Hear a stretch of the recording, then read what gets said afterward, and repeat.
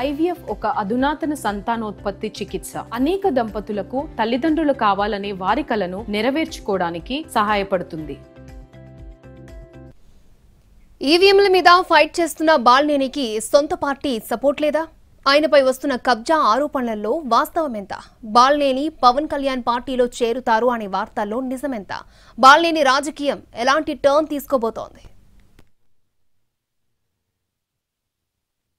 YCP కీలక నేత బాలినేని శ్రీనివాసరెడ్డి చుట్టూ ఒంగోలు రాజకీయాలు తిరుగుతున్నాయి. తన ఓటమికి కారణాలు విశ్లేషించే క్రమంలో 12 పోలింగ్ స్టేషన్లలో ఈవీఎంలలోని మైక్రోచిప్లు ట్యాంపరింగ్కు గురయ్యాయో లేదో తనిఖీ చెయ్యాలని ఈసీకి ఆయన దరఖాస్తు చేశారు. ఫీజు 5,66,000 కూడా చెల్లించారు. దాంతో ఎన్నికల సంఘం టెక్నికల్ స్టాండర్డ్స్ ఆపరేటింగ్ ప్రొసీజర్ పేరిట ఈవీఎంలను వెరిఫికేషన్ చేసి మాక్ పోలింగ్ మాత్రమే నిర్వహిస్తామని చెప్పింది.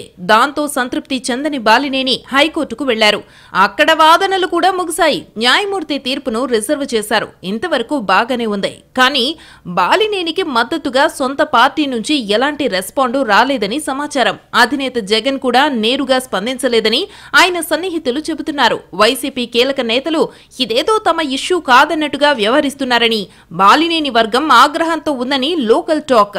ఈవీఎంల విషయంలో బాలినేని ఒంటరి పోరాటం చేస్తున్నా సొంత పార్టీ నుంచి కనీసం మాట మాత్రం కూడా సపోర్టు దొరకటం లేదని వారు ఆవేదన చెందుతున్నారని సమాచారం. అందుకే బాలినేని సెకండ్ ఒపీనియన్ తీసుకునే పనిలో పడ్డారని లోకల్ టాక్. త్వరలో ఆయన జనసేన పార్టీలో చేరబోతున్నారని పెద్ద ఎత్తున ప్రచారం జరుగుతోంది. పలానా రోజున కండువా మార్చేస్తారని కూడా వార్తలు సోషల్ మీడియాలో తిరుగుతున్నాయి. ఇదిలా ఉంటే నకిలీ స్టాంపు పేపర్లతో 300 కోట్ల రూపాయల విలువైన భూమిని బాలినేని కబ్జా చేశారని కొందరు విజయవాడలోని బీజేపీ రాష్ట్ర కార్యాలయంలో ఫిర్యాదు చేశారు.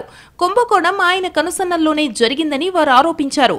దీనిపై గతంలో సిట్ ఏర్పాటు చేసిన విచారణ నామమాత్రంగా ఉందని వారంటున్నారు. ఈ ఆరోపణలను బాలినేని ఖండించారు. అవసరమైతే సీబీఐకి వెళ్లనని ఆయన అంటున్నారు.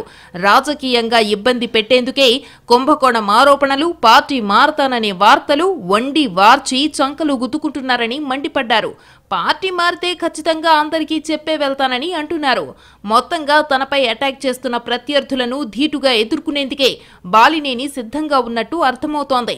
ఇంతకు సొంత పార్టీ ఆయన్ని పట్టించుకోవటం లేదన్న వార్తల్లో నిజమెంత? 300 కోట్ల రూపాయల కబ్జా ఆరోపణల్లో వాస్తవమెంత? జనసేనకు వెళ్లే ఆలోచనల్లో రియాలిటీ ఎంత? బాలినేని రాజకీయం ఎలాంటి టర్న్ తీసుకోబోతోంది? Let's wait and see.